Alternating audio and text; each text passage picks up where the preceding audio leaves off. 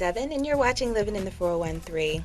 We're here on location at Edwards Bookstore right here in Tower Square to have a fantastic conversation with author Keyshawn Dodds. How are you? I'm doing fine, and you? Good, thank you. Welcome to the show.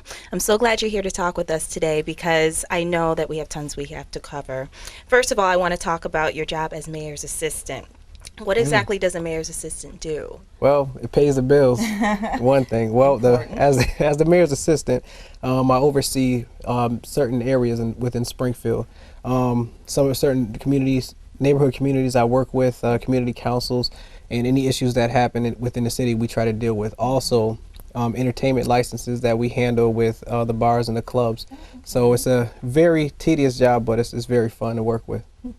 Do you see yourself going into politics one day? I mean, you're working right next to the mayor all the time. You see what it's like up close and personal. What do you think? I think that's as far as I'm going in politics. I don't know. That part of politics, I mean, I majored when I was in college. I majored in political science as well as education.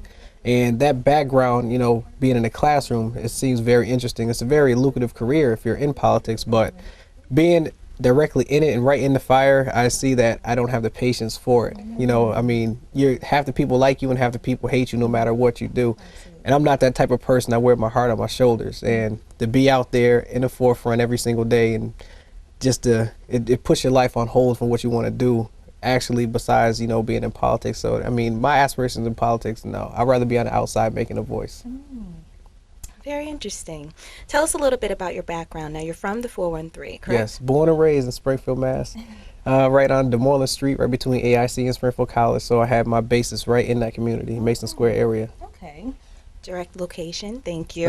Where'd you go to school? Well, I went to Central High School for high school, and then I went over to Wilbraham Musson Academy for a postgraduate year. Okay. Then, you know, unfortunately, I couldn't get away from Springfield as much as I tried. You know, AIC offered me a scholarship to play football.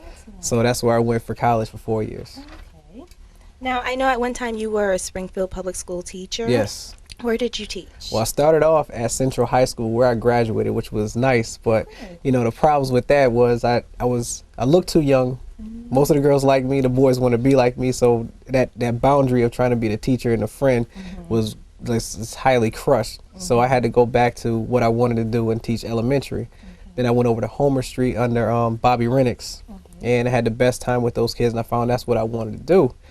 And unfortunately, she left, and it was hard. The way she left, it was hard for me to go back to teach there.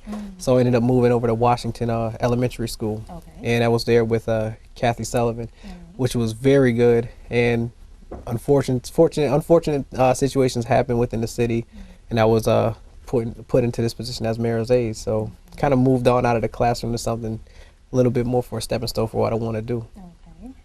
Now, you are a young, accomplished author, and yes, I'm proud to say that because he is from the 413. Thank you. What inspired you to become a writer? Well, that happened when I was 18, actually before I went to college. When I was at Wilbraham Musson Academy, my best friend was diagnosed with cancer, and that time he was in the hospital, he used to draw and I used to write all the time. So to take away that pain, we used to just put comic strips together. And we actually came up with the character for my book, Menzuo, and he drew that, and I made the storyline.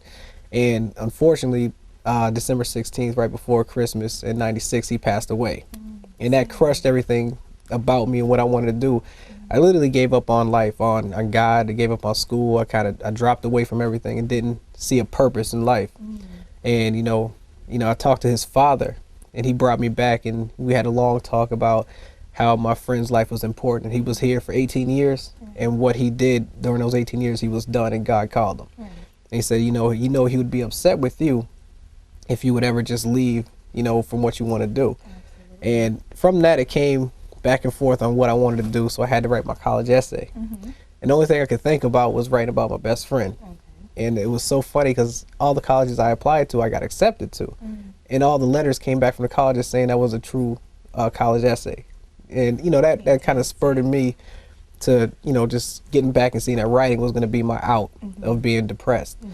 So I got into college, and my professors said I had a talent for writing. And, you know, that I always knew I did, but I never knew what it would grow to.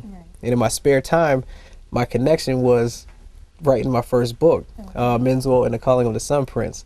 And that connection is Jamal Hall and his protector that lives in his diamond is solar. And now that people read it, they're starting to find out that connection is Jamal is me and Solar is my best friend. So they were like, you know, I got a few people coming back to me saying, I think I understand what that was about.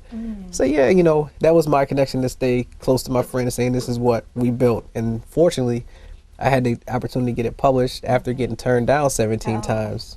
And you got to go through it. oh yeah, you do. It makes it feel so much better once you do accomplish your goal. So oh yeah, it makes you feel real good. But you know, the rejections, I've always been told that I can't do. So the more I got rejected, the more I wanted it more. Of course. And right the second I decided, okay, maybe this would be the last one, the book got picked up, and it just tumbleweeded from there. Where kids started to read the book, my class loved it. I've sold over 700 copies of that first book. And people kept asking me for the second one. Okay. And that one was already done because I've written 5 of them out. Okay. But I didn't know if I was going to go into publishing it. And the response I got is people wanted it. I mean, the people in the colleges, older adults wanted it, the kids wanted it. So I said, you know, I think I really need to do it. And now my second book came out December 5th, which I'm very happy to have out. Well, you know, you're doing the right thing when the audience and the people who are buying your books are saying we want more. So when they want more, you give them more if you got it. Oh, yeah. Now, what genre would you say best classifies your writing style? Well, at first it was in fantasy fiction, and now it's juvenile fiction. It's like the basic category, the state category that it would be in. I mean, I feel like I put it in my own category as realistic science fiction because it has a lot to do with my childhood and certain things that I did when I grew up, and also, you know, understanding that importance of, you know, understanding that you are a leader and not a follower, and if you have responsibilities, you have to take care of your responsibilities and also live a good life. So it's all incorporated into my book, along with the fantasy part of the character in the book, Jamal Hall Menzel, has to be a superhero. So it goes back and forth as realistic and science fiction, so it's just a combined category. So it's like fantasy, nonfiction, fiction. Right. It's all bundled up in one. Okay. And, it's kind of funny because, you know, the response that I'm getting from people is that this book never stops getting interesting. It just seems like it just from second to second, each page you turn, you want to see what happens. And that's the only thing I care about is people just want to respect my talent of writing. Right. That's what I want to do for long term. Now, who is your target audience then? Well, my target audience is kids that are fourth grade reading levels and up. So that's where I started. I love to teach. I started in a 5th grade classroom. So I wanted to make it accessible for those kids, and they see that they have something to read that's fun, that's not way too long and not too short, and it's not flooded with a billion pictures, but it has some substance to it. And that was my target audience with the kids as 4th grade and up. Do you think